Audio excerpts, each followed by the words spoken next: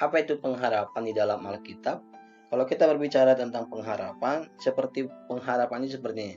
Petani mengharapkan hujan di musim kemarau agar sawahnya mendapat air. Jadi ada harapan untuk hujan di musim kemarau, ya. Seperti penjual es juga, contoh kedua, mengharapkan panas di musim hujan agar dagangannya habis dibeli. Dan yang terakhir, siswa itu mengharapkan dia nilai tertinggi atau bisa jadi mengharapkan untuk juara satu. Jadi kalau kita melihat contoh-contoh yang Bapak sampaikan tadi, bahwasanya pengharapan itu adalah sesuatu yang diharapkan. Diharapkan yang terbaik di dalam hidupnya. Ya, nanti kita lihat ini pelan-pelan. Dalam Kamus Besar Bahasa Indonesia, pengharapan berarti sesuatu yang diharapkan atau diinginin supaya mereka menjadi kenyataan. Jadi harapan yang diinginkan dan diharapkan, pengharapan itu dinyatakan benar ada. Nah, Alkitab berbicara tentang pengharapan berhubungan dengan masa depan, kepastian di dalam hati, keyakinan yang kuat tentang masa depan, dan erat hubungannya dengan janji Allah. Jadi ketika kita berpengharapan kepada Tuhan, ya seperti tadi, Tuhan saya mau juara satu di kelas, seperti Amelisa juara satu di kelas, itu ada harapannya. Nah, harapannya itu ditujukan kepada Tuhan. Nah, diharapkan dia benar-benar juara satu. Mulai dari awal semester 1 dia belajar itu juga harapan. Ya, disinilah diperlukan harapan. Jadi pengharapan itu sesuatu yang diinginkan menjadi kenyataan. Hidup dalam pengharapan berarti mendasarkan diri pada janji-janji Allah di dalam Yesus Kristus. Sama seperti si Hana yang kita lihat tadi di cover ini, bahwasanya Hana juga mengharapkan dia mendapat keturunan. Nah, ada harapan di sana. Jadi kalau kita kan belajar iman itu, iman sangat dekat sekali dengan harapan. Jadi ketika Hana mengharapkan anak di tengah-tengah rumah tangganya, nah Hana diberi anak.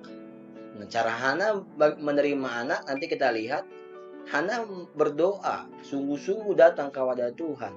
Inilah Hana. Jadi ketika kita berharap akan janji-janji Allah, kita harus berusaha.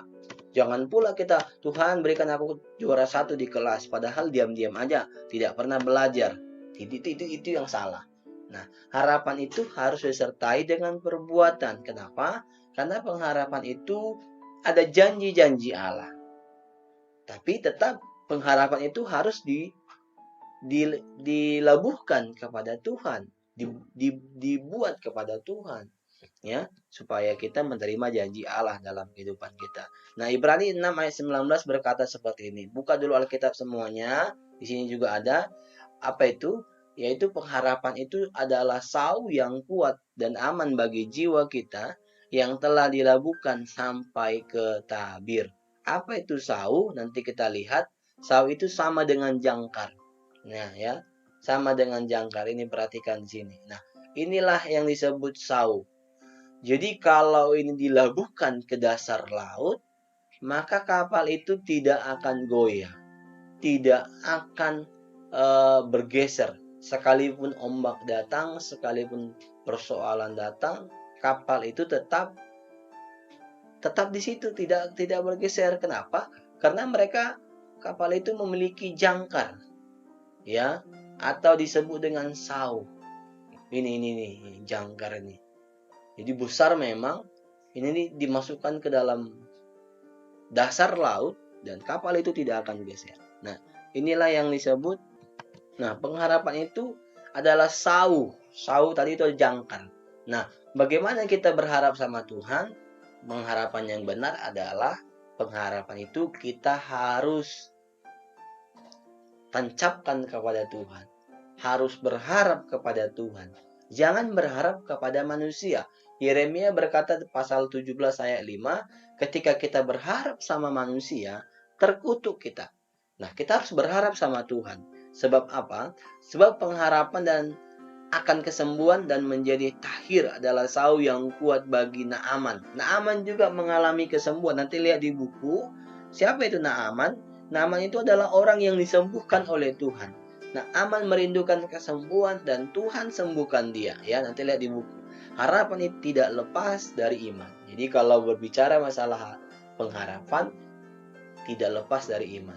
Artinya iman itu adalah dasar dari segala sesuatu yang kita harapkan. Nah, sekalipun yang belum kita lihat, tapi kita harapkan kepada Tuhan. Nah, pengharapan adalah sau atau jangkar yang kuat.